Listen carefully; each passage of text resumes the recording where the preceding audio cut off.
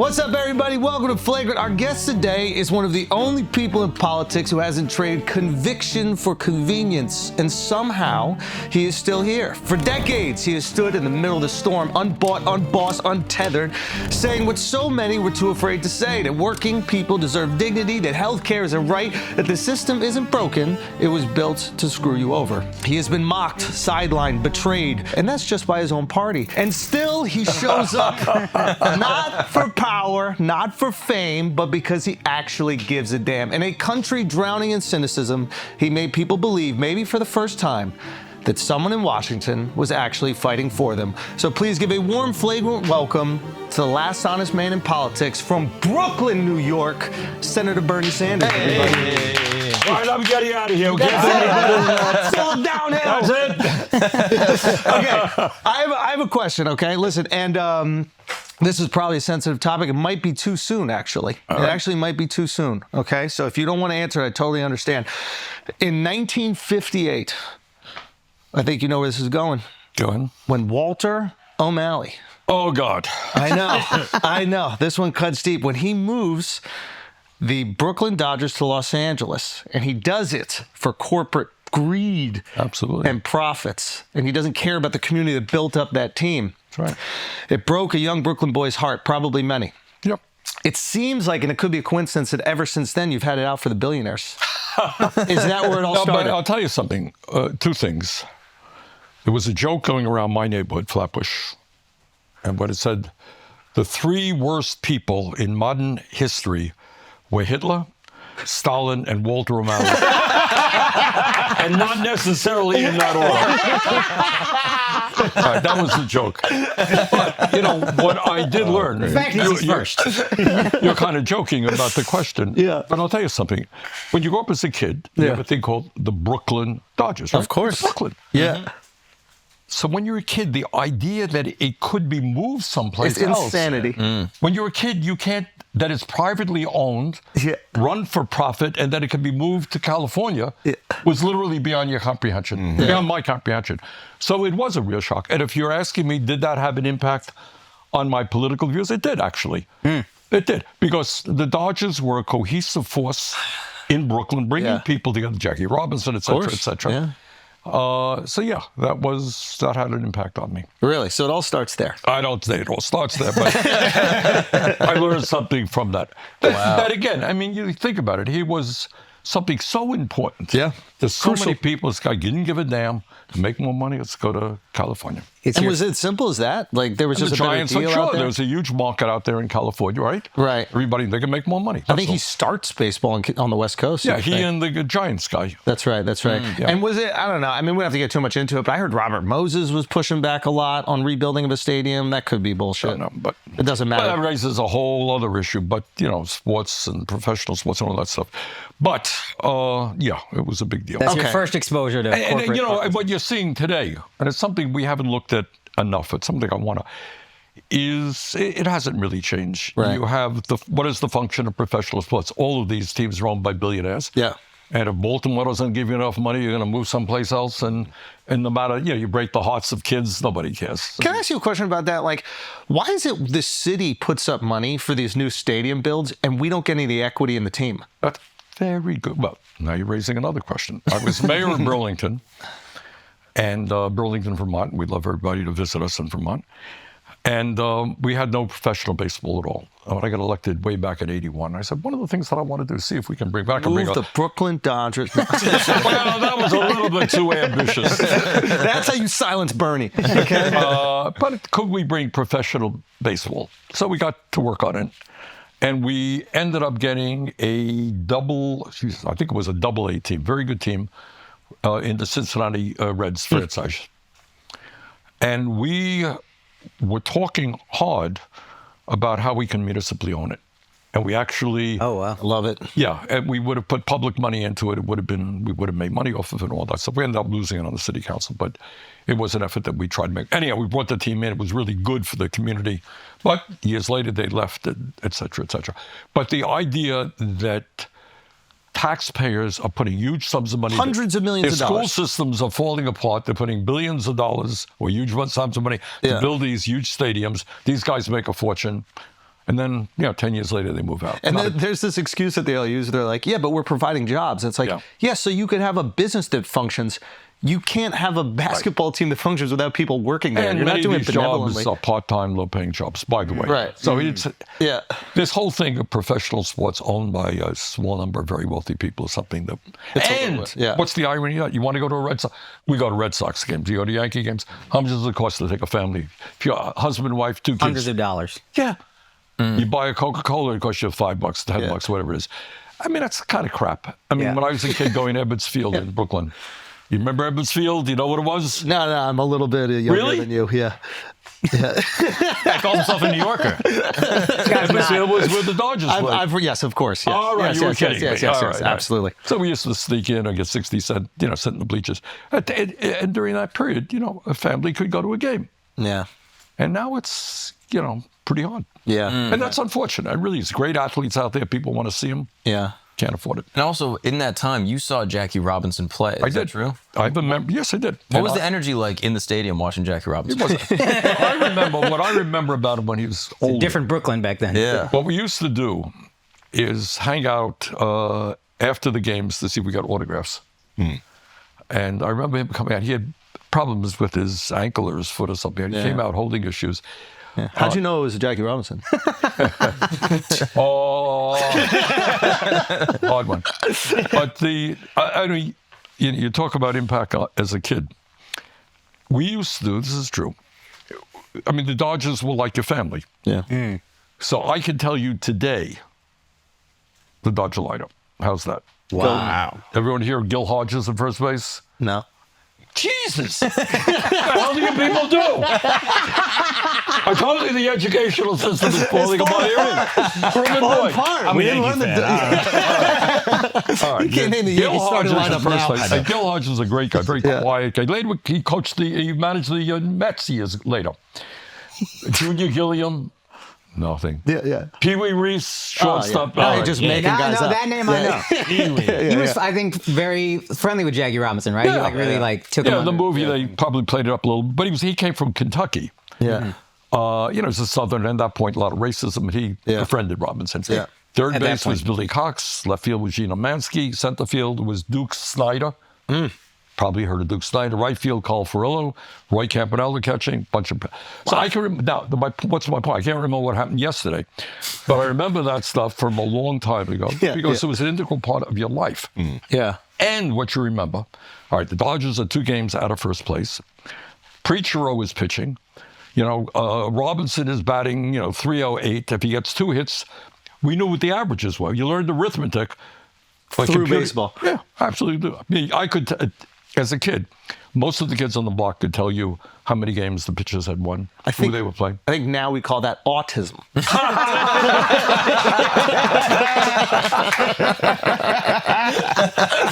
Okay. Senator Sanders, we've got a very interesting situation, especially this last election. You've spoken about a lot, where it's like a lot of unions decide to not endorse the Democratic Party. Some even endorse the Republican Party. If the Democratic Party cannot win the votes of union workers, who are they for? Good. Okay. All right, let's take a deep breath. You ready? Okay, I'm ready. All right, here we go. Is it a fair question? Yeah, it is a very fair question. All right, politics, how politics is conveyed in the media is, who's running for office, what Donald Trump said, and all that stuff, and that's all important. But if you take a deep breath and you think about real politics, serious politics, what's it about? It's about 3 things, it seems to me. Number 1, where are we as a country today? And that seems like a simple question. It is not a simple question. Okay, how did we get to where we are? And equally important, where do we want to go in the future? Amen. Right? Yep. Reasonable questions? Absolutely. All right, Andrew, where are we today? We're in New York City, New York. What do you mean, where are we politically? No, where are we as a country? nation? Oh, what are the things that we should be looking at? If I asked you, how are we doing as a nation? I would say we're struggling financially. Good, that's right. I think, Quality of life. I think quality of Good, life that's is- exactly right. And I think that we are disillusioned with the institutions that should be supporting and protecting us. Excellent. All right. So that's right. All that's right. So let's start off with, in one sense, we are the richest country in the history of the world, right? We have enormous wealth. Yep. Does that wealth apply to the vast majority of the people. Absolutely not. No. So unbelievably, and nobody talks about this. You ask me, we start off on the Democratic Party. The first thing you got to do is be honest with people and say, look, this is where we are at. We can blame whoever you want, but this is where we're at. Here. Yeah. All right, they don't acknowledge that. So you're living in a country where 60%, let me underline that, 60% of people live paycheck to paycheck. Yep. Got it? I grew up in a family that lived paycheck to paycheck. All right? Where paycheck to paycheck is living under enormous stress. How am I going to pay the rent? What happens if my landlord raises my rent? What happens if my kid gets sick and I can't afford to take him to the doctor? You know, what happens if my car breaks down? You know that significant numbers of people in this country, you have money, you don't think about it. But if you don't have any money and your car breaks down, it's over. And it's a $1,000 bill to get it fixed, and you can't afford it, you tell me what happens. All right. Bottom line is you got millions of people, working class people, lower income people, struggling to put food on the table. Okay, that is the first profound reality. And the question we've got to ask, why is that in the richest country on earth? All right, that's number one. Number two, you have a healthcare system. How's the healthcare? You tell me. Got a great healthcare system in America? Well, what do you think? I mean, if you can afford it, it's pretty good. That's right. Yeah, I think that's a better way to look at it. That's exactly right. Yeah. All right? If you got the money, you got the best healthcare system in the world. Yeah. But most people don't. How many nations do not guarantee healthcare to all people as a human right? You guys know? How many? One major country. You're living in it. So here's the insanity. We are spending twice as much per person on healthcare as most of the European countries. Guarantee free healthcare. Not to correct you, but we won't refuse care if you need it. Oh wait, we will. Well, it's a little bit more subtle than that. Yeah. All right. Let's say you have a $10,000 deductible. Okay, not unusual. Yeah. Okay. You get sick. What do you do when you don't have any money? You go to the doctor? I go to the emergency room. I say I'm sick. Yeah, but you go to the emergency room, but you're not like, it's not an emergency. They'll say, well, I'm just a little bit sick. I just avoid it. That starts to fester. It gets worse. You got it. And that actually probably causes more strain. It does. And you know what else it results in? The study from Yale was that 68,000 people a year die precisely. You go talk to the doctor. Off illness. Next time you go to a doctor, say, are people coming into your office much sicker than they should be? Yeah. And the answer is yes, they are. And that's just avoiding copays. Exactly. Exactly. Okay, fair enough. So people do die by the large numbers. What about our educational system? Psychologists tell us that 0 through 4, most important years of emotional and intellectual development. Makes sense, right? Yeah. Okay. So we must have a great childcare system, right? Because we love our kids, we nurture our kids, we pay childcare professionals. Really, we appreciate them and respect them. We pay childcare workers McDonald's wages. It's shocking. It's also shocking how much competition there is to get your kid into like a favorable preschool. Right. Like you have to start lobbying these preschools at 1 year. My daughter is 15 months, and already now you're like, he's like a pharma company to get his kid into it. Exactly. Like you're kind of walking in, you're meeting people, you're exchanging pleasantries, and it's all under this guise of, I hope they accept my kid. Right. Because you have a massive shortage. Yeah. And if people don't have any money, it is really difficult. And so I don't know what it costs here in New York City. You know, in Vermont, it costs $15,000, $20,000. So, just... Imagine you have 2 kids, forget it. That's right, exactly. Forget it, yeah. Right, but again, take a deep breath and say, okay, if we as a nation understand that that's the future of America. Yep. We want the best. You would say, okay, we're going to have really great teachers for them. We'll treat these teachers with respect, pay them well. They're doing really important work. Yep. Taking care of your daughter is important stuff. Agreed. Okay? We don't. Public schools, I was talking to a principal in Vermont, in southern Vermont. They're starting teachers off at $32,000 a year. So kids, young people graduate school in debt. We're not getting the best and the brightest people. Do we respect, you tell me, do we respect education in this country? No, we don't, really. What do you mean by respect it? Like that we say, man, you're going to be a teacher. Educators. I don't think educators get close to enough respect. We give them a lot of platitudes. Yeah. Oh, how noble is he? Say we respect them. But we don't treat them with respect. We don't feel the same way as if they're like some finance bro or something like that. Exactly. Yes, yeah. Just to that point, take a look at it. Harvard College, one of the best colleges in America, something like 5% of the graduates will go into education, and they're not going into public education. Of course not, yeah. 50% will go to Wall Street. They'll go to consulting. You make a great point, though. If college loans are so expensive, they don't even have a choice to go into education. So is there some sort of system built in where, like, if you choose to go into education, that there's a way that the loan will be forgiven? Something like that. Yeah, there are small programs. They have something like that. But that's a good idea. And again, I'm not making this up. So I'm sure there was some system like that. But I imagine, like, maybe back in your day, that there was a version where, like, highly educated, not highly educated in terms of a master's program, but like people that went to elite universities before they went and got their master's or their doctorate spent some time educating. Was that commonplace? I'm not sure. I don't recall that. But like, if there was a way to incentivize that, that might be right. good, Of course, that's right. But what we have to do, give you an example, and what also bothers me is we don't look at what goes on around the rest of the world. You know, we kind of think that we're an island unto ourselves. What we should be doing is what is working around the rest of the world. So you take a country like Finland. To be a teacher is a big deal in Finland. Wow, you're a teacher. It's like being a doctor in this country. You know, people respect them. They're well paid. They have a lot of autonomy, etc. But all that I'm saying here is that if you look at the fundamental institutions in America, healthcare, education, childcare,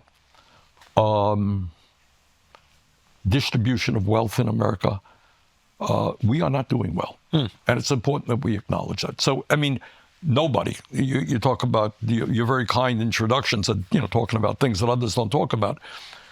How many people will talk about the reality that Elon Musk himself owns more wealth than the bottom 52% of American households? Is that a moral issue? Are we comfortable with that? Wow. It's a simple question. And there are some people who say, hey, yeah, that's okay. It's a dog-eat-dog world. Elon's a brilliant guy. He's a hard-working guy. And other billionaires start their own companies. They're really bold and brave. Fine. They deserve it. And if you are trying to get by on $40,000 a year, well, tough crap. How do you think Elon feels about it? I don't know him. That? I've only talked to him many years ago, so I don't know him personally. But I'll tell you what I do think.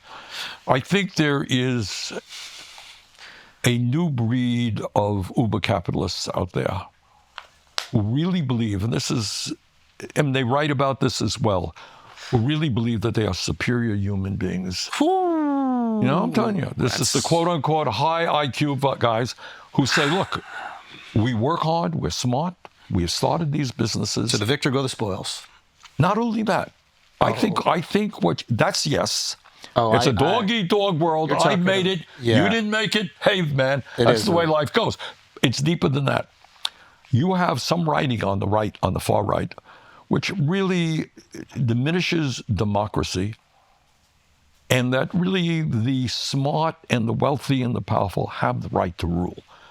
So this is not just, I want a tax break. There's nothing new about that. Yeah. This is, we have the right. It's the divine, it used to be the divine rights of kings. Or manifest destiny. Exactly. Yes. All right. Back in the 19th century, the 1850s, I am the king. God made my family king, and sorry you're starving to death, but that's the way life goes. God told me my family rules. There was some of that mentality. So there's something about this that's just quite interesting that I've seen lately. And it's actually not lately. There is a trend with the ultra wealthy, which is upon their death, a lot of them have decided to give away their money, right? Some of their money. Or some. Okay, some of the most prolific, right? Or as they get closer to death, they're like, our goal is to give away all our money. Okay, which seems to tell me that they think that there is an issue with them having all that money. If they truly felt entitled to it, like, it seems to me it's an admission that they agree with you. They're like, it's kind of wrong that we should just keep all this in our family. We should probably not have it. Now, they're not, it's almost like Benjamin Franklin freeing his slaves on his death. He's like, he's like, this is wrong, but I don't want to leave it until, I might need some shit and my back hurts. But what do I do? So when you see billionaires do that, right, or this elite class that you're talking about, do that, is there a part of you that goes, you're getting it, why don't you do that maybe 40 years earlier? No. Okay. Look, I mean, these guys are very competitive. They're very smart. They're very innovative, hardworking. And I really think it's very competitive. And I think they want it all. I really do. And I think if you stop for a moment, well, I hope we can talk a little bit about a corrupt campaign finance system. Please. Yes. All right. Getting back to the Democrats and the Republicans and all that stuff. Understand, I mean, I'm in the middle of it. I work in Washington, D.C. So you're just using Musk again as an example. He's only one. I don't mean to pick on Mr. Musk, but the guy contributes because of a broken and corrupt campaign finance system, which as a result of Citizens United Supreme Court decision, you're familiar with that, allows billionaires to start super PACs. Can you really quickly just tell the audience exactly what it is? Because I feel like we hear these words like Citizens United, and a lot of people, like, we just... And super PACs. Yeah, so we just kind of pretend that we know what it is. Okay. But... we have the First Amendment that says you have freedom of speech. Of course. Okay. So wealthy individuals, in a case called Citizens United, I don't remember all the details, basically said, look, we had at that point, Citizens United, I think is 15, 20 years, that decision from the Supreme Court decision. So people go into the court and say, look, I have a First Amendment right to tell the people of America how I feel about an issue or a candidate. Absolutely. I don't like Andrew, and I want to spend $20 million on television ads telling people what a jerk he is, okay? Making me feel like Jamal Bowman. All right, that's another story. All right. And the Supreme Court says, no, we have campaign finance. There's campaign finance law which limits the amount of money you can spend on a campaign. So there's already a law in place. There's a law in place. Legislation said you cannot do that. That's what Citizens United did. It said the Supreme Court ruled that billionaires, that advertising is freedom of speech, and you can't limit my speech. So if I want to spend $100 million on TV ads, I have the right to do it. They say, you're right. So the issue is democracy versus billionaires being able to spend unlimited sums of money. Supreme Court went with that. And then the form it took was what's called a super PAC. You start an organization, Americans for Freedom, okay? And billionaires can put as much money as they want into that. That organization then runs ads on television. It does political stuff. That's what it's about. So bottom line, though, most importantly, is if you are a billionaire, you can put as much money as you want into a super PAC. And in Musk's case, he spent $270 million to help Donald Trump get elected president. Do Democrats have billionaires putting money into super PACs? Absolutely. All right. What does that mean in real life? This is what it means. Right now, we're dealing with a bill called the Reconciliation Bill. It's a fancy Washington term for a very big bill, which will have a lot of stuff in it. In any case, if a Republican stands up and says, you know what, in the House of Representatives, I don't like this bill because, it's giving tax breaks to very wealthy people and it's going to cut Medicaid and cut nutrition programs. It's a bad bill. What do you think happens the day after that Republican stands up and says he opposes it? Those super PACs organize and they primary out those politicians. Exactly. Now, and how effective is that? It is enormously effective. If you have, right now you're a Republican. Yeah. You got to. Wait, what? All right, no, I don't mean you. I'm being in general. It's going to go viral. All right. So you have two elements. Trump is enormously popular within the Republican base. Yeah. Elon Musk has unlimited sums of money, right? Double whammy. Double whammy. So it is very hard for any Republican to sustain that. Stand up and authentically speak their mind. All right, guys, let's take a break for a second talking about these billionaires. Let's find a way where we can get invested in the system that's made them incredibly wealthy.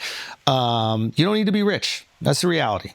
Acorns lets you get started with the spare money that you've got right now, even if all you've got is spare change. You don't need to be an expert. Acorns recommends a diversified portfolio that can help you weather all the market's ups and downs. And they're going to put that together for you, okay? They're going to take out all that frustration of trying to pick the winners in the stocks. You're not doing this on a day-to-day basis. You're not trying to compete with these hedge funds. What you're doing is investing in your future, letting compound interest work to you over decades, okay? That's the idea of investment. Everything else is gambling. So I'm telling you right now, if you want to sign up and you want to join over 14 million all-time customers who have already saved and invested over $25 billion with Acorns, plus Acorns will boost boost your new account with a $20 bonus investment. That offer is available at acorns.com/flagrant. That is acorns.com/flagrant to get your $20 bonus investment today. Remember, this is a paid non-client endorsement. Compensation provides incentives to positively promote Acorns Tier 2 compensation provided. Investing involves risk. Acorns Advisors LLC and SEC registered investment advisor. View important disclosures at acorns.com/flagrant. All right, guys, let's take a break from this incredibly thoughtful and important discussion about our future to talk about hard cock. I want to let you guys know, I realize how absolutely absurd and ridiculous it is to have this ad. The oligarchs don't want you to have hard dick. No, that's facts. The oligarchs want all the hard dick for them, okay? But it shouldn't just be for them. It should be for all of us. And the thing that's going to bring it to you is Blue Chew. Blue Chew, same active ingredient that's inside Viagra, Cialis, whatever. We don't even mention them, okay? We don't even mention them, okay? All the blood is in my dick right now. I can't even think. BlueChew.com. You're going to get your first month's free. All you got to do is pay $5 shipping. Free healthcare. Free healthcare right there. That's what Blue Chew is marketing. Okay? All you got to do is go to BlueChew.com, use the promo code FLAGRANT. You pay that $5 shipping, and they're going to send you your first month for free. Visit BlueChew.com for more details and important safety information. And we thank Blue Chew for sponsoring this podcast. This one in particular. Let's get back to the show. Give you another example because I don't want to. I'm an independent, right? Caucus with the Democrats. Democrats are better than the Republicans, to my mind. But Democrats. All right, I happen to believe that providing more military aid to Netanyahu's extreme right-wing government to do the horrible things that are going on in Gaza right now, as you may know, as we speak. It's horrible. Absolutely. Children are starving to death. Absolutely. Malnutrition, growing, and all that stuff. All right. I introduced legislation to say we're going to block the sale of certain military weaponry to Israel. I got 15 Democrats to support me. I got 0 Republicans. Why do you think more Democrats didn't support me? Because if Democrats support me, they will have to take on AIPAC. You mentioned Jamal Bowman. Yeah. Well, that's what you're talking about. What'd they spend, like 15 or 20 million to get him out of there? Exactly. This is up in Westchester, too. You got it. Okay. Cori Bush in Missouri, St. Louis, was defeated. A woman in the state of Washington, Pramila Jayapal's sister ran. So if you want to speak out against Netanyahu's government and oppose military sales, AIPAC, which is also funded by billionaires who support both Democrats and Republicans, so we'll go after. How can they do this effectively? Like, how can they sway a vote if the people don't support the idea? You know how you do it? How? This is rather amazing. Great question. You don't talk about the issue. Oh, you make that person so radioactive. Yeah. Right. They didn't talk. When they went after Bush, I was up in Westchester. Now you're undermining the democratic process. I was up in Westchester campaigning for Bowman. Yeah. And I supported Cori Bush as well. To the best of my knowledge, and I'm 99% sure I'm right, they didn't say one word about Israel. Wow. The argument was he's a bad Democrat or whatever the usual negative advertising. Didn't talk about Israel. So this is quite interesting because if a group, like if a super PAC was honest about what they were raising against, for example, they spent that $20 million specifically defending their position on Israel, I wonder if we would be more amenable to that because that is the issue at hand instead of using funding to make this person radioactive, which they might not exactly be. And undermining, it is duplicitous. You're undermining the people, and that's where you remove, wow. That's a very good point. All right. I mean, I think they should not have unlimited amounts of money. But your point is, hey, if that's what your goal is, be honest about it. And I say this with you because you raise money not from a few billionaires, but like you guys raise, what is it, Sunrise and then Democrat Justice or Democracy Just. There are these groups that are a little different than super PACs, but they are raising money on a grassroots level. We do. But you are being honest about what you're raising money for. Exactly. You're right. So your point is right. If somebody says, look, I love Netanyahu, I think they're doing a good job, you oppose him, and I'm going to oppose you for that reason, let's be honest about it. Exactly. But you know what? I think one of the reasons they don't do that, you know why? Because it wouldn't be supported. That's right. So is there any solution beyond getting Citizens United overturned by another? That's a great question, man. Thank you. You're asking really good questions. We're working on it right now. And here is, without going too much into the weeds, we need to end Citizens United. That's not going to happen tomorrow. But what you can do is within the Democratic Party or the Republican Party, you can have rules that says, you want to be the candidate of the Democratic Party? Well, guess what? You tell and this is again tricky, you announce very clearly you do not want any super PACs supporting you. And by the way, if super PACs support you, for every dollar they put in, we're going to put another dollar in supporting you. There are things you can do. We're going to run ads. We're going to offset it. I'm sorry. I have to ask this. I'm sorry. I hate to interrupt you. We have a question we want to ask about what happened to you in 2016 with this Bernie Bros movement, where your followers are seeing they have a racism problem, a misogyny problem. Do you think that's a super PAC thing behind that? That was the Democratic establishment. That was the. Wow. Okay. That was just, they were sitting there. We had a lot of young people. We had people of color, and they create this kind of myth with the help of the corporate media and all that stuff. It's kind of interesting to that note is during this election, the podcast space, which the Democrats largely avoided, they feel had some influence in the election, and they started to label us the podcast bros. And said that we were sexist and we were racist and bigoted. It's almost like it's the exact same strategy to get you out of there. Yeah, that's what the liberal elite China does. They run away. Look, again, I would hope that everybody who's watching the program is that we as a nation have got to end all forms of bigotry, right? Yes. That I start off as a basic assumption. Unless it's to your close friends, right? Yeah, whether it's racism or sexism, homophobia, or xenophobia, whatever it is. And liberal Democrats talk about that all the time. And then you get to what we call identity politics. Yeah. That you're black, you're wonderful, you're tremendous, you're gay, you're the greatest human being on earth. Yeah. And rather than say, what do you stand for? Exactly. You're gay, that's fine, who cares? Yeah. But what do you stand for? Yeah.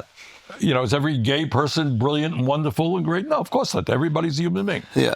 So the issue is what you stand for, which gets you back to what we discussed earlier, class politics, in the sense of which side are you on? Are you going to stand with working families? Are you going to raise the minimum wage to a living wage or not? Are you going to fight to guarantee health care to all people or not? Are you going to demand that the wealthiest people start paying their fair share of taxes or not? Those are the issues. And no one cares what color you are, what your gender is, et cetera, et cetera. I'm sorry. I do feel like vowing to stop taking super PAC money is a great first step, but also being an honest politician. You put up a bill to stop the sale of weapons to Israel, and there's no amount of money AIPAC can spend to not get you reelected. And I feel if we had more honest politicians, okay, then courageous ones. Yeah, you're raised. This is a very this is a good discussion. Why are you shocked? I'm shocked because I do a lot of media stuff. Right. You're asking questions that are not often asked. This episode has been promoted by Walter O'Malley's Foundation. All right. It's a painful issue. I mean, because I deal with it every day in Washington. You're running for office. If you, in your heart, understand what's going on in Gaza right now, and again, it's almost painful to talk about it, the United States is complicit in the starvation of children as we speak right this moment, okay? Mass malnutrition, etc. And you say, that's wrong, man. And I'm not going to give Netanyahu another nickel, but I know that the day I say that, AIPAC is going to pour a huge amount of money. So what's the choice you have? The choice you have is, okay, they're going to throw a lot of money at me, but I'm going to make this a major campaign issue. Ooh. I ain't going to run away from it. Yeah. What do we stand for as a nation? And I'll tell you something, getting back to the Democratic Party, what the Democratic establishment people say, well, Gaza, it's an issue out there, but it's not the main issue. It's not the pocketbook issues, more important. Healthcare is more important. But you know what? I'll tell you this is my own view, is what people have a sense, consciously and unconsciously, if you are turning your back on starving children in Gaza, why the hell am I going to trust you on anything? It's a great point. Is that a fair point? I think it's a very fair point. I think if you turn your back on starvation in general, especially if you're complicit in it, I think that's where a lot of, at least voters feel like there is some sort of separation. And if you make them realize that there isn't, right? If we are protecting or funding or rewarding this in any way, You got it. then you are complicit. But I think voters feel like they're too derivative from it. They're like, oh, well, that's not exactly what I'm voting for. And I do think, not to undermine those other issues, but like I do think the kitchen table issues, or I think those are incredibly important. And I think the more that people are struggling internally in our country, the less of a concern we have externally. So it is a tough balance. If you make your entire campaign about Gaza, the people in whatever small area that you represent will go, hey, listen, that's horrible what's happening over here. You're right. You're but we're exactly struggling right. too, so don't forget about us. You got it. You got it right. So how do you balance those two? Well, that's what politics is about. I mean, you make. I feel like you've done it well. I feel like you talk way more about internal issues I do. than external ones. I do. And Gaza then becomes a moral issue that you cannot run away from. Right. But at the end of the day, we have to ask ourselves, why are we where we are? And it's a funny thing, I was talking to my staff when we were driving in today and reviewing, there was I think it was Pew, P-E-W, they do these studies. polls? Yeah, they do things. And they asked the question, I may be a little bit wrong here, but they said they do it. And they say, are you better off today than somebody in your situation, middle class, whatever you are, were 40 years ago? That's the question. Yeah. What do you think the answer was? This is an insane statistic. I've seen this research. They're like that people are making inflation adjusted the same wage that they were making 50 years ago. I don't mean that. I don't even mean statistically. I'm It's going actually beyond that. emotionally. Are you better off than somebody? How do you in your feel? Do you position think 40 years ago? somebody in No. your condition Oh, well, was living better 40 years ago, or are you living better today? I think the average person would say no. That's right. That's an astonishing. Overwhelmingly. All right. Let's go through the economics of it, and then we'll go through the broader issue. Economics. This is an amazing fact. And again, it's something that people don't talk about because you got a lot of the Republicans want to make change. It's almost always the wrong kind of change. And the Democrats want to maintain the status quo, which is unsustainable. Yeah. That's what the choices that people have. Yeah. All right. But sometimes if the status quo is horrible, any change looks better. And I think that's Which is why Donald Trump is the president. That's what I think a lot of Democrats don't understand. Like, you've been very critical. We're lifelong, I can't speak for everybody, but like I grew up in New York City, I'm a lifelong Democrat, and we were very critical of the Democratic establishment. And it was through the lens of, hey, you're not addressing the concerns of the people. And by doing that, we were framed in a way that I think, and we continue to be framed in a way I think it was very unfair. Oh, you don't know nothing about being framed. It's a I don't feel sorry for you. I'm sorry. But it's just a refusal to look in the mirror. That's exactly And right. yeah. All right, here's a fact. This is an astounding fact. Nobody talks about it. And this is the other thing. More important than anything else is people want to say, do you know what is going on in my life? Yeah. And if you don't talk about that reality, no one's going to trust you at all. Yeah. Yeah. All right, fact. But let's call people Latinx, Bernie. That's right. That's right. That's the issue. All right. Over the last 52 years, I may be off a little bit here, but more or less I'm right. Over the last 52 years, there's been an explosion in technology, right? This stuff that we're looking at did not exist. Every worker in America is more productive, correct? Absolutely. Correct. Okay, computers, etc. How much have real inflation accounted for wages increased in that 52-year time? Obviously, with all of that worker productivity increasing, Nothing. we must be making a lot more 0%. money, right? Nothing. 0%. Zero. Yeah. In fact, there's an argument it's a little bit less in real housing costs, healthcare But costs. because TVs are cheaper, you think that you're living a more luxurious But lifestyle. take a deep breath Yeah. about that fact. Yeah. What does it say? Meanwhile, during that same period of time, there was a massive, according to RAND Corporation, not a socialist organization, there was a massive transfer of wealth from the bottom 90% to the top 1%. But Bernie, surely they're paying taxes on all that new profits right. they're making, right? Right. And They're surely not. Right. But that is getting back to this important issue, which I kind of started, what is reality? So if you're the average worker out there, Yes, sir. you're seeing people on the top getting phenomenally rich. You're no better off. And by the way, the likelihood is your kid is going to be worse off than you are, right? Yeah. That's a tough reality. Why is that? Who the hell is even talking about? A, why is that? And B, what the hell do we do about And it? I think that was the appeal of Trump, is he appeared to be talking Absolutely. to us. Exactly. Whereas Democrats are kind of condescending and ignoring it. All right. Essentially, Democrats say, status quo is working okay. We're going to tinker around the edges, make a little bit of a change here. Trump says the whole It's goddamn horrible. system is broken. Yeah. But he said, I will fix it. Yeah. Well, his solutions will make it worse. But he at least acknowledged that the system is broken. Democrats often don't. They don't acknowledge it. And there's a lot of finger wagging, or at least recently. I didn't feel that when I was growing up, but at least recently there's a lot of finger wagging. And then there's almost like this detachment from working class people, which is really sad because you'll see them echo certain sentiments. They'll be like, look at the Biden stock market. And it's like, guys, 50% of Americans aren't even invested in the fucking stock market. Like, you're so detached from working class people, you don't even know the talking points to make them feel good about the economy. Right. So how Can't do even you, lie to them properly. Yeah, like so what happened? How do we get here with the Democrat establishment? It's a great question. Well, and the answer is that we do know, and that is during the 70s, 60s, Democrats caught on that you could raise a lot of money from wealthy people, and it gets back to campaign financing and all that stuff. So you got a Democratic establishment now, which is funded by wealthy people. You have consultants who are really way out of touch with reality, who make a whole lot of money in campaigns. And working class is ignored. And Donald Trump comes along and says, I care about you, which was a lie. So I don't know if that's a lie. I'd give pushback on that. I think that it has to be proven that it's a lie. All right, I'll prove it.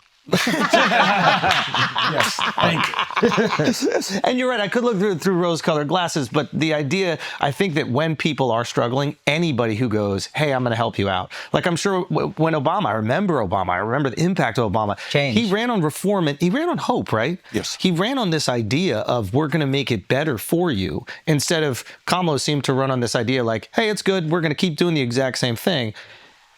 Which is a losing strategy. You got it. So that was her bloody consult. I mean, I know Kamala. She's a friend. She's very smart.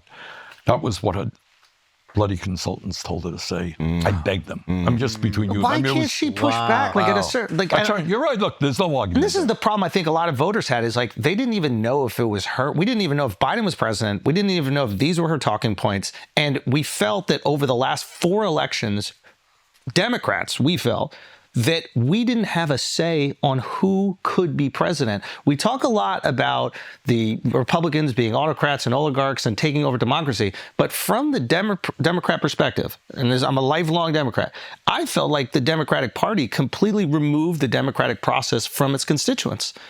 And I think they need to have some accountability of that. No argument here. I donated for you. I mean, I wanted you to, like, 2016, I was like, this is going to happen. This guy's going to do it. And it felt like they stole it from me. And I'll be honest, it broke my heart when you supported them. Look, but you have, in the world that I live in, you got a choice. And I mean, a lot of people, including my wife, agree with you. But, you're down to a choice. Is it going to be Hillary Clinton or is it going to be Donald Trump? Not a great choice. But it ended up being him anyway, so why don't we burn it down? Well, because it's easy to say burning it down means that children are not going to have, food to eat, that the schools will deteriorate, people will not have health care. I got it. And I'm an elected official. I got to represent the people. That's fair. And I can't turn my back on. But then could we not also say if ostensibly there hasn't been a fair primary for the Democrats since 2008, are they not also a threat to democracy? Yes. We often hear... Fair enough. That is, yeah, I'm not going to argue with that point. And that's why I'm proudly an independent. What we're trying to do now, and I will just reinforce the point both of you made. The hatred that we felt in 2016, 2020 from the Democratic establishment. I'll give you an example.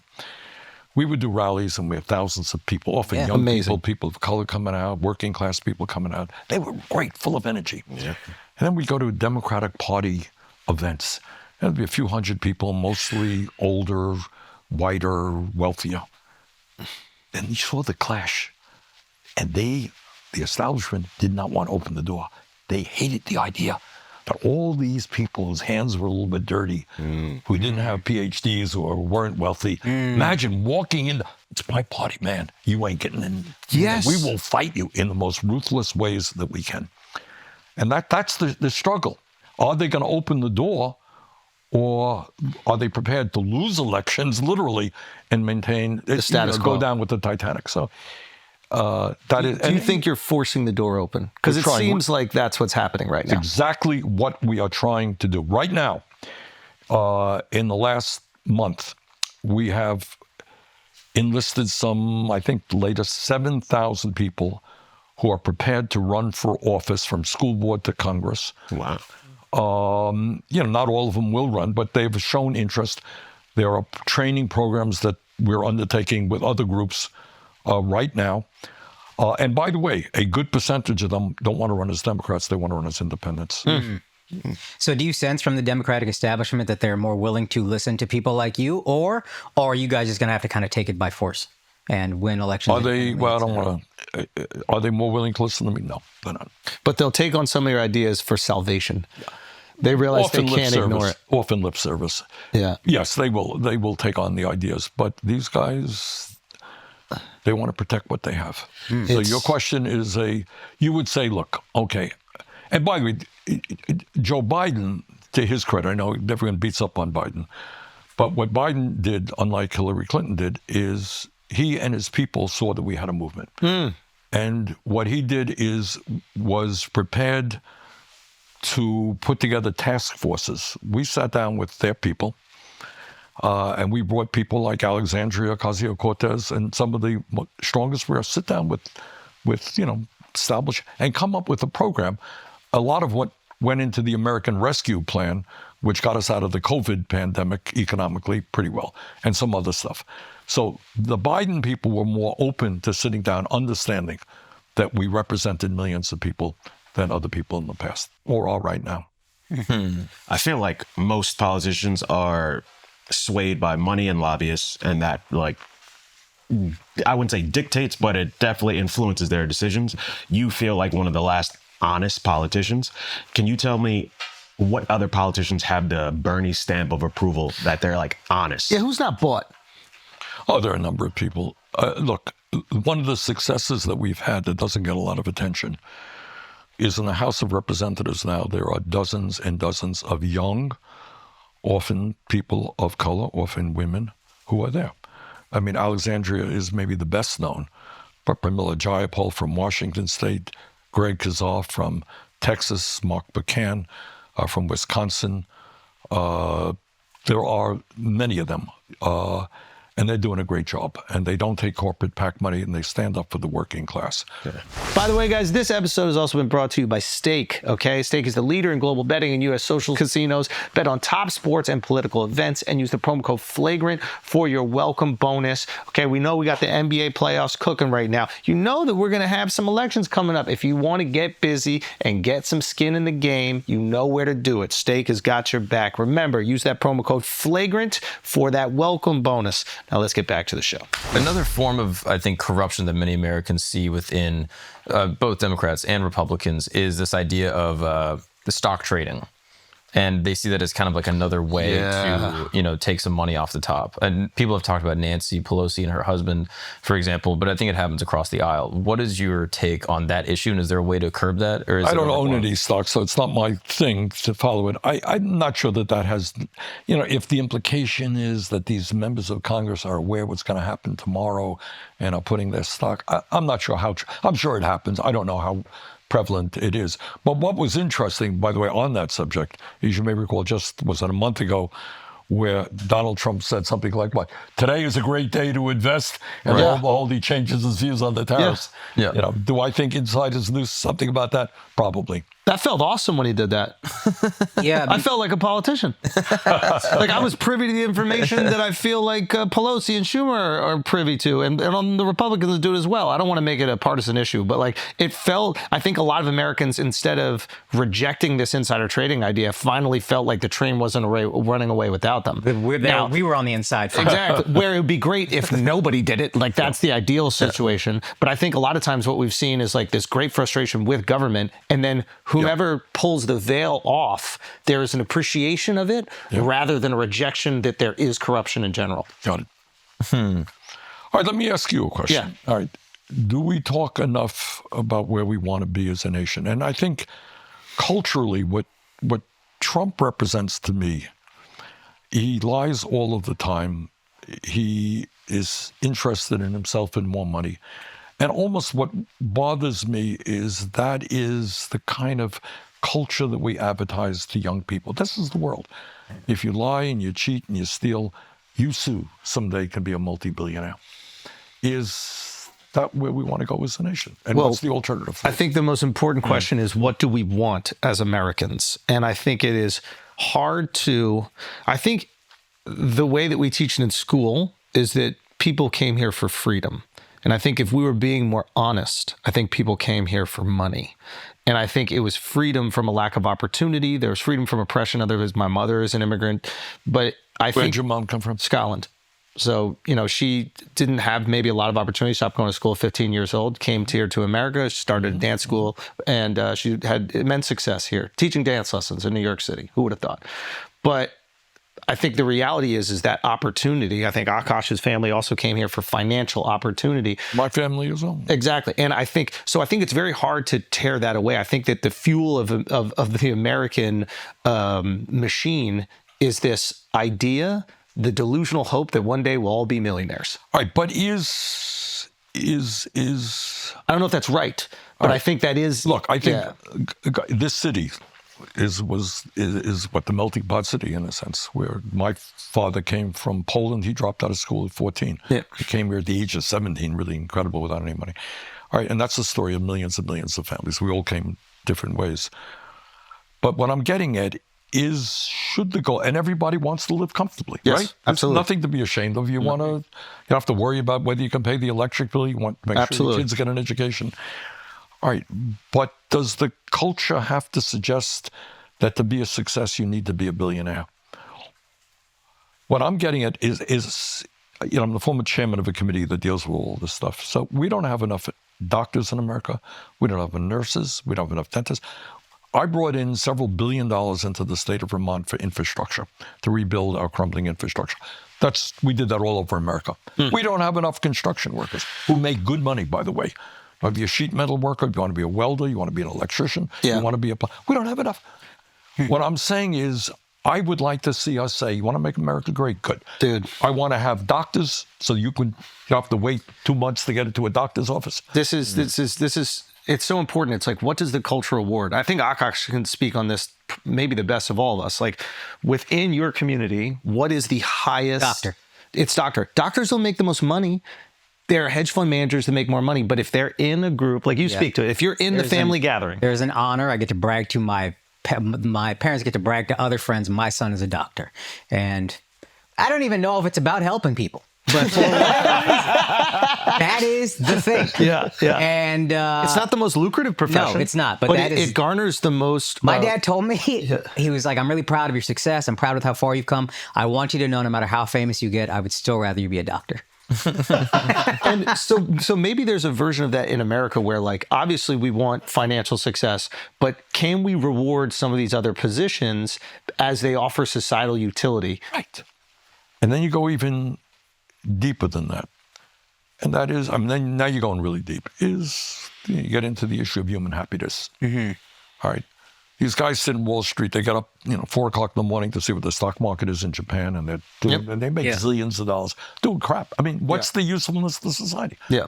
And you got a kindergarten teacher here in New York City who is nurturing and making life better for some low-income kid, right? Yeah. Right. Who's doing more important work? I mean, the teacher, without a doubt. There's no question. The problem is that we're not rewarding those positions. And if we did reward them, like if it was this great honor to hold these certain positions, which I still do think doctor is. Yes. But I think they're few and far between. And first of all, doctors make a lot of money, so let's not act like they don't. But I think they're few and far between positions that don't make a lot of money, but still command immense respect in America. I do think that we are tied to the dollar, unfortunately. And how do we change that? And that's exactly the question. I mean, again, getting to it seems to me, you talk to, I'll tell you so, we do a thing in Vermont, it's called the Burning Buzz. It's a newsletter that goes out. Did an interview with a woman who works in a nursing home. God knows what she makes. It's not a lot of money. Okay. And she talked about her satisfaction helping seniors, fixing their hair, the women getting their nails and all that stuff. And the pride. She's a religious woman. Okay. And the pride she had and how she feels good. I want us to feel good about doing good stuff. Yes. not just ripping off other people. I don't want to be. But the problem is much deeper than a Donald Trump, to give some pushback. Yes, I agree. Gordon Gekko is celebrated as a hero. The character Exactly. of Wall Street. No, I grew up listening to rap. I still love it, but it's all about excess wealth, being rich, being billionaires. It doesn't matter how you get the money. Doesn't matter if it's honorable or not. When we were growing up, there was a million movies about, and there's a lot of criticism for this, but like some teacher who's well off that goes to the hood and really commits to like revitalizing that school, right? And initially the teacher's not accepted, but then the teachers see that, so the kids see that he's like a good, or she's like a good force on humanity, and it's really rewarded. I don't think they make those movies anymore. I think it's a bunch of Gordon Gekkos, right? And or every Marvel movie is about, you know, an Elon Musk, you know, character type, which is, you know, Iron Man is Tony Stark. So yeah, the culture is clearly rewarding whatever makes you money, and I don't want us to completely get away from that. I think like success is important, ingenuity and innovation is important, Absolutely. but there has to be something else that's important. Exactly. That's what I'm saying. So how do we do that? How do we instill that? That's the kind of discussion. Girls got to start sleeping with teachers. This is the kind of discussion we need to have as a country. And it gets back to this thing, you know, this blew me away, this Pew poll about whether you feel better off. And it's like, we got diverted a little bit. It's not just economics, whether you're better off inflation accounted for dollars today than you were 40 or 50 years ago. It's more than that. It's, do you feel part of your community? All right. Or are you feeling isolated and alone, and you're spending half your time on the goddamn cell phone? Yeah. Right? And you know, how do we, I mean, the craziness is we have more potential wealth now with all of this exploding technology. So we don't have to be working 50 or 60 hours a week. We can be thinking about what does it mean? Should we be dealing with the economic issue? Should everybody have a decent standard of living in America? Can we do that? The answer is yeah, we can. Do you think it's realistic to effectively tax billionaires in a way that still encourages innovation within America? Yeah, I do. Absolutely. I happen to believe that we should not have billionaires. All right. So you want to get rich, fine, get rich. How much do you need? All right. Yeah. So I would have a very steep tax. 999 million. Something like that. Yeah. You want $1 billion? All right, maybe 900 million. But we want to change the culture around. You know, I talked to Bill Gates. Did an interview with him on Netflix, and I said, Bill, you know, you're worth $1 zillion. Were you motivated as a young man with the dream that you become a zillion? He said, no. He said, I love computer programming. That's what I loved. Right. That was his passion. Then he ended up making huge amounts of money. So, you know, I don't begrudge people making a lot of money, but I think there should be a limit to how much you make. And also, and then getting back to economics, is we're looking at a nation today not only with massive income and wealth inequality, but incredible concentration of ownership. Want to hear a fact? Yeah. You got 3 Wall Street investment firms, BlackRock, State Street, and Vanguard, Yeah. who combined are the major stockholders in 95% of the corporations in America. Go look at your favorite corporation, see who owns it. It'll be one of those. Who's the major stockholder? They'll be there. What do you think about that? That's power. What is the impact of that? Like, how is that power wielded? It means that you have 3 entities with boards of directors who have significant control of every major corporation in America. What that means is, do they stay in America? Do they go abroad? Do they pay their workers a decent wage? Or do they treat them like crap? That's what it means. Enormous power in the hands of 3 Wall Street firms. So what's interesting is when you start to get any kind of money, they'll tell you, put your money in a Vanguard. Yeah.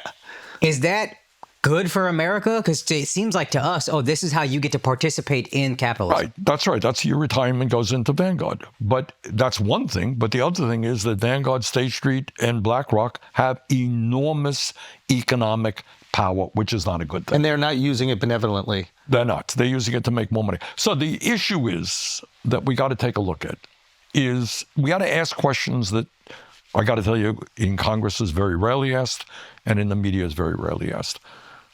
In the wealthiest country on earth, should everybody have a decent standard of living? Americans, yes and no. Yes. Some people will say, no, hey, it's a tough world out there. I'm sorry. I'm smarter than you. I work harder. My dad gave me a lot of money. You don't have it. Tough crap. At least they're honest. Yeah, that's what some people will say. Yeah. Most people will not say that. Right. Most people say, you know what? Yeah, I don't think anybody should be sleeping out on the street. I don't think anybody should not be able to go to a doctor. That's what most people say. Okay? What does that mean in terms of practical politics? It means, among other things, that we need an educational system which is very strong, from childcare to graduate school. All right? You want to become, your dad wants you to become a doctor, but if you want to become a doctor, you may leave school $500,000 in debt. You know that? Absolutely. All right, does that make sense? We need doctors. Should we, as the richest nation on earth, say, good, you want to be a doctor, you want to be a nurse, you want to be a dentist? We need you desperately, tuition free. We love you. Yeah. Do it. Because we desperately Subsidize it. Yeah, subsidize the job. Absolutely. If we need more engineers, don't make the education so expensive. Exactly. We need it. And we need more engineers. And also, like, I wonder if there's a certain point in time where if you squeeze the consumers of your products so much, they won't be able to buy them. So isn't it in the best interest of these, you refer to them as oligarchs, but isn't it in the best interest of these oligarchs that they make sure that life is fruitful enough for the people that are going to consume their products? That's a very good question. And I'm not sure that that's a legitimate question. I think a right question. I don't know that they think about it that way. They talk about the markets all the time, but it's like the market's going to fucking decide for you, buddy. And eventually they're going to realize we can't buy a new iPhone every year. And then your iPhone sales tank.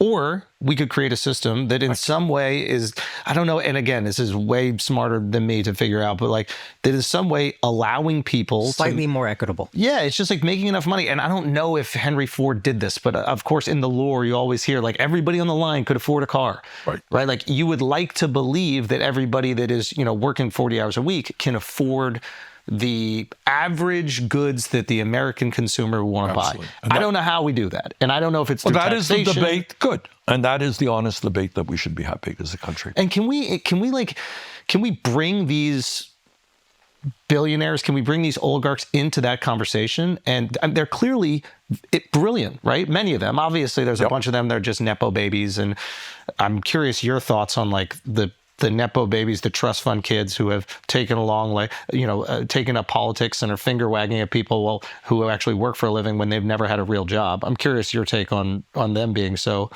opinionated.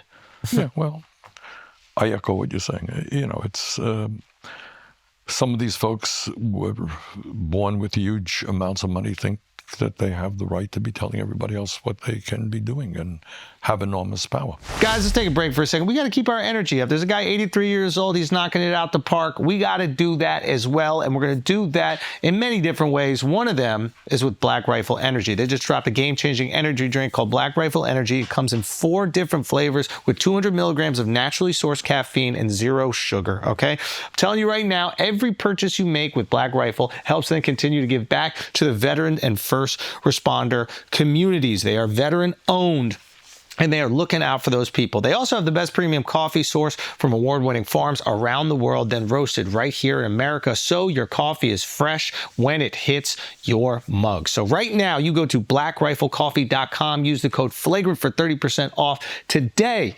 Okay? And America, your energy. Now let's get back to the show. All right, guys, let's take a break for a second. I'm going to share with you the best protein bar on the planet. Why is it the best? What do we want from a protein bar? We want the most protein, we want the least calories, and we want no sugar. And David already figured it out. They hacked it. It's done. It's right here. I'm telling you about it. You're not going to find a better one. Oh, by the way, the flavors are absolutely fantastic. The David Protein Bar has 28 grams of protein, only 150 calories, and 0 grams of sugar. You think something with this protein to calorie ratio would make you sacrifice on taste, right? No, not at all. I mean, this one right here is absolutely delicious. The red velvet one, amazing. Go check out all the flavors. Dave is also available in stores in New York City. So if you're in New York, stop by your local bodega, get your protein fix. I'm telling you, they're absolutely fantastic. You should go get them, but you don't only have to get them in New York. Some of you are not from New York. So David comes in these 6 delicious flavors, and they're all worth trying. Also, if you buy 4 cartons, you'll get a 5th one for free. So if you're curious, try it for yourself at davidprotein.com/flagrant. Now let's get back to the show. I want to bring it back to something you mentioned, the hyperinflation of college tuition is something that you don't hear talked about a ton. But growing up in a family where the more degrees you have, the more respected you are, it seems as though it's getting to the point where you brought up where the product is not worth the cost. College, having an undergraduate degree, it's not worth how much you're going to make in the long run. If we're not at that point, we're getting very close. Yes. Is there a solution to that? What would you say to that? I would love to hear your thoughts on that. Well, I happen to think that education itself is something that should be a lifelong pursuit. My wife tells me this every day. I mean, and I don't mean to be romanticize it, but, learning is a pretty good thing, Yeah. And I tell my grandchildren that, in school sometimes almost discourage them from learning, They got rote things. I hate school, Grandpa, So I think learning is important. And I think we probably have to, in this day and age, revolutionize education. But I personally believe in my soul is if you want to get a graduate degree, we need you. And you shouldn't be going in debt. There should not be impediments. We got to figure a way to fund it. But bottom line is anybody, I want to say to every kid in America, you're interested in physics, you're interested in science, you're interested in engineering, you're going to do it. I don't care what your income is. We will, in one way or another, you're going to achieve that. And you know why? Because as a nation, we need you. You hear a lot of these people saying, especially folks that are attached to these big corporations, like America doesn't have enough engineers. America doesn't have all these things, so we have to go hire abroad. It's like, well, I don't know, maybe if you had access to billions of dollars, there's something that you could do to make sure that we could grow them here. Now, I'm not putting that 100% on them, but you would hope that there would be some sort of benevolence that would recognize a problem here. Not benevolence, it's self-interest. Ooh, so reward their own selfishness. We need engineers. Yeah. All right, we need people who know how to build tunnels. Yeah. All right. In case you haven't heard, there is a climate crisis. All right. How do you transform our energy system? Easier said than done. We need some really, really smart people to figure out how we create cheap, sustainable energy, right? Yeah. All right. I will send you to graduate school. Thank you. Dearly. Yeah. He needs it. We need badly. You. We need you. Yeah. And that's what we should be thinking about as a nation. And as far as subsidizing that, do we have room in the budget? And where's the best place to pull it? Subsidize. What does that mean? We're subsidizing this bill right now, the so-called reconciliation bill, Trump's big, beautiful bill. We got 200 in the House. The Republicans are putting in $235 billion over a 10-year period to go to the top 0.2%. So if your billionaire father is going to leave you money, the exemption is now up to a married couple of $30 million that you don't have to pay any taxes on. So this goes to the top 0.2%. Do we have enough money? This is what you got to get in your head. We have enough money in this country to do any goddamn thing you want to do. In this particular budget, we're now spending $1 trillion on the military. They want to spend $150 billion more. We're spending more than the next 9 nations combined. So what we're doing is giving tax breaks to the rich, spending more money on the military, and then we're going to cut Medicaid. So the way in this country, literally, and by the way, when I say these things, they're not radical ideas. All right, how much does it cost to go to college in Sweden? Nothing. Oh, wow, no kidding. But that must be the healthcare system is really expensive, right? It must be. Yeah. How much does it cost to have healthcare in Sweden? Nothing. Oh, my God. Nothing. Childcare must be really off the wall. How much is that? In other words, if you start off with a value system that says we're going to use, and there are rich people in Sweden, believe me, but it's a value system that says, look, we're in this together as a people. We want the best educated people. We want our kids to do well. We want everybody to have health care for a lot of reasons. Sweden does it. Norway does it. Finland does it. The pushback we often hear is the population in America is too big to support this. Is that bullshit. true? That is just that is the pushback. And we're a multicultural, multiracial, and they're Not kind of a homogenous. homogeneous. Yeah, so what? We're richer than they are, as a matter of fact. Well, Norway is particularly rich. They have a lot of oil money, but we can do it. So here's my suggestion for that.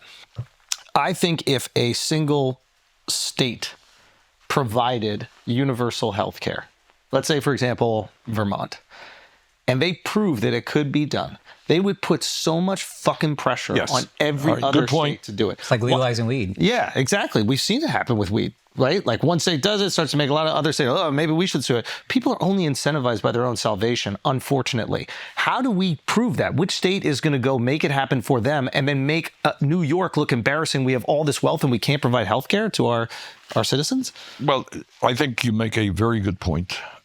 The problem is the people in the insurance industry and the drug industry understand that as well.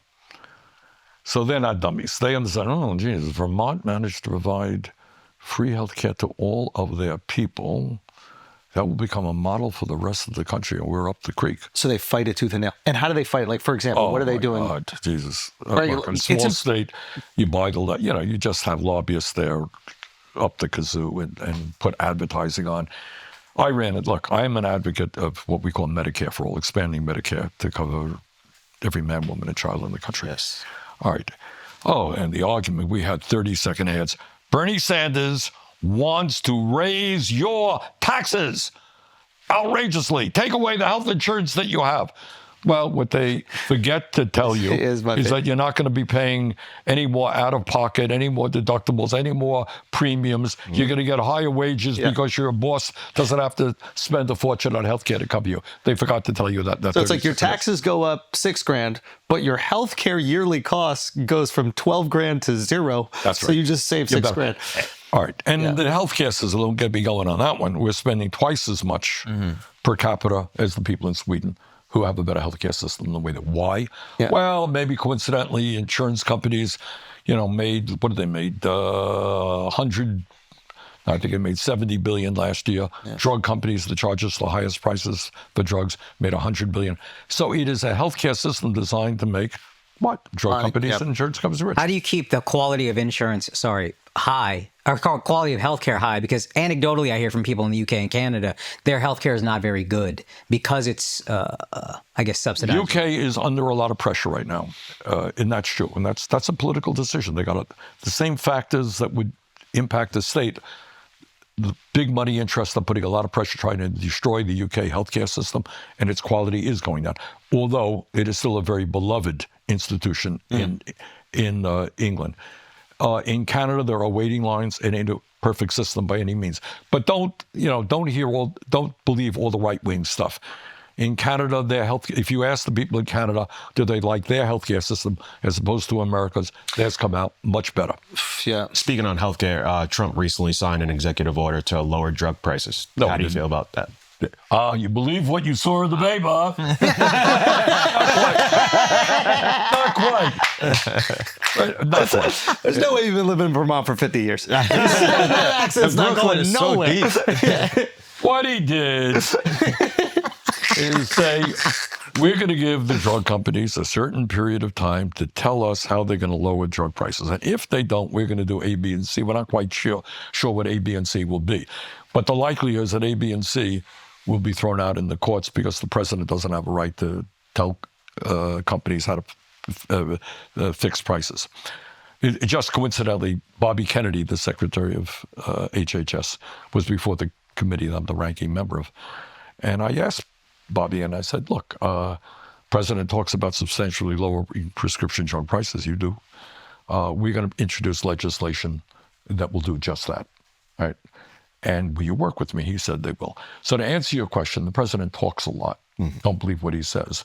We're going to put him to the test. We are going to bring forth legislation that would make sure that Americans don't pay a price any higher than people around the rest of the world. We'll see if they come. So isn't a better framing of that, not to be contentious here, but like, isn't a better framing of that, hey, Trump is saying this thing we agree on.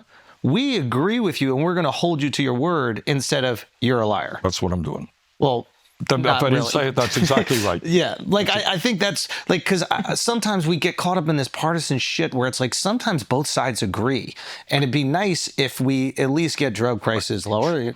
Trump's idea of substantially lowering prices is exactly right. It's exactly what I fought for years. Yeah. Okay?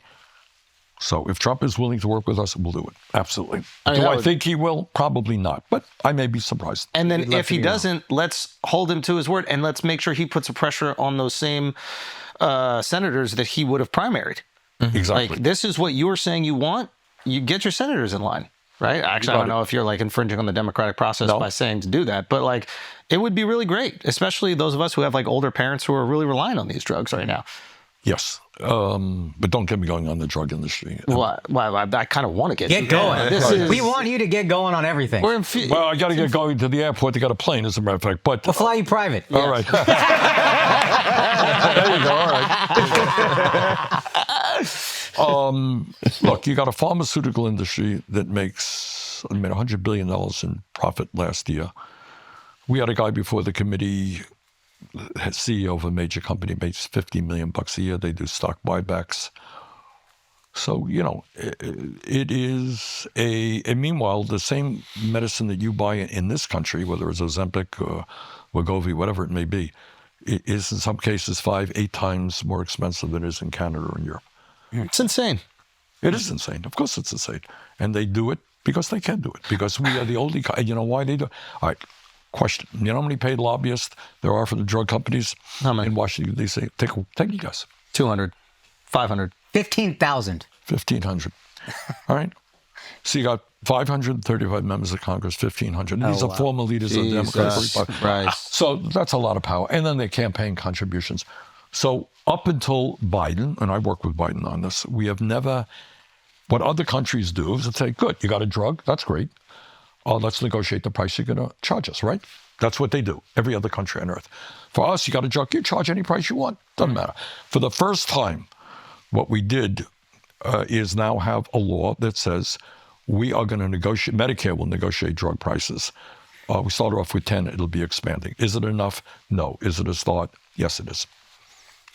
Yeah, I just feel like there should be a certain point in time where patriotism kicks in. If you're an American fucking company, you're going to gouge your own citizens, but let the Canadians and the Europeans pay way less. I don't look at it like that, but I'll tell you where it becomes not funny. Is there are kids around the world who die from easily preventable diseases. And these drugs cost, once you do the research, Yep. which is expensive, and the development, which is expensive. But once you have the product, it sometimes costs you a few cents to manufacture the drug, Yeah. And there are children around the world who die, in Africa and Asia from preventable diseases because these drug companies are charging prices that those countries can't afford. And that is, so you talk about then you talk about humanity, whether we let kids die For profit. It's excessive profit. I know you got to go. Real quick, before you go, we hear the term lobbyist all the time. Yes. I don't think I know what that means. Does somebody meet you at a coffee shop? No. Not you, obviously, but how does a lobbyist? This is how it means. This is what it means. I represent, Mr. X represents a large corporation. We'd love to sit down with you and your staff. We start with the staff to talk about the problems that we have. And these are our needs. And by the way, the company has great staff. We can write legislation, help you write it, because we know how busy you are. Oh, wow. And by the way, we'd love to do a fundraiser for you. So the combination of, and we have friends who come together, and we have super PACs. So and by the way, some of these guys will know members of the Senate and the House because they're former. What do you think most senators, when they retire, do? Where do you think they go? They stick around Washington, D.C., they work. So, hey, Joe, how are you? How's the wife? Kids good and well? Listen, this is what we got. They know each other. So, and it's Republicans and Democrats. Check it out. I mean, former, literally, leaders of the Republican and Democratic Party who are lobbyists. So it's money, it's connections, it's friendship, its ability to write tough legislation. You think writing a tax bill is easy? It's not. You need really sophisticated accountants. Line 48, section 3, Just inject this one sentence in there. It's $1 billion won't even tax see it. rate for you. That's what it's about. Please answer yes. Are you going to run for president? Please answer yes. I'm 83 years of age, so that is. I think I've run my last race. But, Now, does that mean... Zero fair races. Does that mean that this oligarchy tour is you passing the baton? No, don't look at it like that. The oligarchy tour is... I think we're all looking at it like that. No, it's not a passing the baton. I happen to, I think Alexandria is great. But it's not my job to determine who the new leaders are. People have each of them. As I mentioned, in the House, there are a lot of great people. In the Senate, there's some good people. And there are people who are not in office right now. But the oligarchy tour was an effort to say to the country that there are people all over America who are going to stand up to this oligarchy. They don't want a government of billionaires. They're going to stand up to authoritarianism. There are people, as I'm sure you're familiar with, a young woman from Turkey, for God's sakes, was in Massachusetts, went to Tufts University. You remember that? Mm-hmm. This woman walks down the street. Suddenly guys grab her with masks on, throw her into a van, take her to a detention center. Why? She wrote an op-ed critical of the war in Gaza. Really? That's what goes on in America? And we're seeing that. So, this was an opportunity for people by the zillion. We were shocked, to be honest with you. When I ran for president, we had very large turnouts. These are larger. I mean, in LA, we had 36,000. In Denver, we had 34. I mean, insane turnouts. We went to Idaho, the most conservative state in the country. We had 12,000 people out outside of Boise. So we wanted to give people the opportunity to stand up and say, no, we're not happy with the direction that Trump is taking this country. Wow. Sorry, I want to go ahead. Go ahead. I'm curious. Like, I find you very brave, and I find the work that you do. I am not brave. I find you brave personally, and because I recognize that what you're doing disrupts, or at least you are attempting to disrupt, many powerful people and their access to unthinkable amounts of wealth. So I'm curious, in your work and in your political career, have you ever felt that your personal safety was ever threatened? Well, I don't want to get into that, but do we have security issues? Wow. Is that your question? Of course we do. Wow. And I'm not the only And the more power that you have, the higher the concern of that security? I don't want to get into it. But we have, those are issues. But that's why I find I just want to let you know, But it's not, look, Bernie, we're here to bang for you, bro. Yeah. We're here to bang for you. If you need anything, you let us know. All right, Yeah. Okay? You I still can't got a lot fight, of love but- in New York City. Yeah. You're safe here, man. I can't say anything for Idaho, but if you need anything in the 5 boroughs, we got you. Okay? Sorry, if I may follow up on one thing that you brought up earlier, revolutionizing education. How would you do that beyond paying teachers more? I just need to know. I think sitting kids at a desk for long hours is probably not the best way to create the kind of creativity that we want in kids. At the end of the day, if you are excited about learning, you're going to learn. Mm-hmm. And if I pound that excitement out of you that every child instinctively has, and tell you to memorize, what George Washington did, I'm going to make school a painful experience. So interesting, I use Finland as an example because their kids, they usually do better. Their kids, they allow their kids to be kids, to play a lot, to socialize a lot. But you got to keep the spark alive. And once that spark is alive, curiosity is alive, learning takes place, the rest takes place. So I think you need a revolution in that sense of the word. And also, of course, the financial barrier should be eliminated. I don't care if you're low income, you want to become an engineer, you can be able to do that. So those are some of the Before you leave, how can people who feel like your message has really resonated with them today help? Help you, help the cause? Yeah, look, we are trying to do something which is very, very difficult. And I think we're having some success, and we've had some success, is, come to our social media. We have a Senate page and we have a campaign page, more political. We are supporting and will be supporting more progressive candidates running for Congress, Senate, and so forth. And I will tell you, think outside of the box in your own lives. These are unprecedented times, and we've got to respond in an unprecedented way. And you think, and each and every one of us is different. You don't want to run for office, fine. What else can you be doing? Help people form a union. Become involved in education in a way you did not be involved before. You think it through. But we need more participation. We don't need what the system really, and this I've experienced, I've seen it a million times.